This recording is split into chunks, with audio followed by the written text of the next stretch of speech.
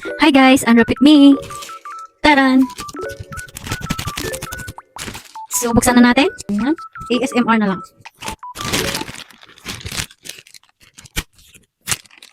Baka magunting natin yung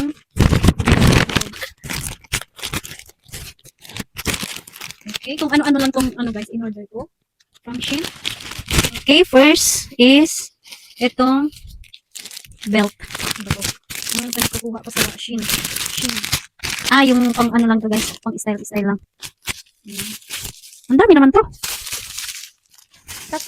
Tatlo guys. Tatlo ba yung baywang ko? And then next. Ito. Ano ba? Check na lang natin. Ito yung warm na long sleeve guys. Fleece siya. Yan. Kailangan ko to sa taglamig. And then next.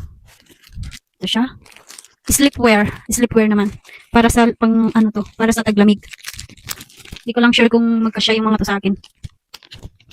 Kasi XS na to guys. Praying lang ako na kasya.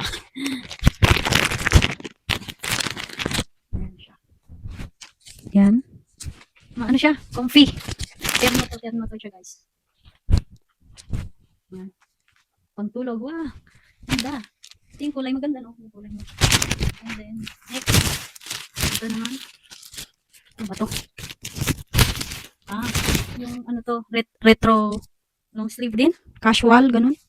Yan, pero retro siya. Ah, nice. Pero i-check ko mamaya kung kasya.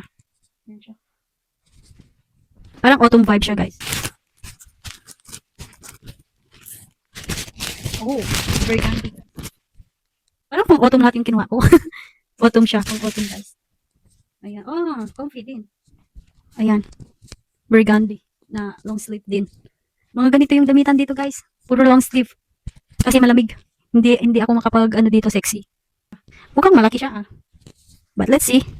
And then next. Taran, panty. Yung kasi dito, guys. Nagtitingin ako dito kaso wala akong bet.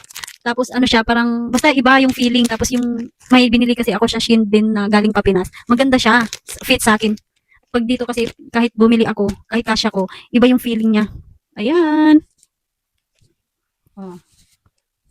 May pangregla na ako, guys. Oh, ang comfy niya. Unlike, merong ganito dito, tapos mas mahal pa dito. Kaso iba yung ito niya. Yun kasi medyo makapal yung tela niya.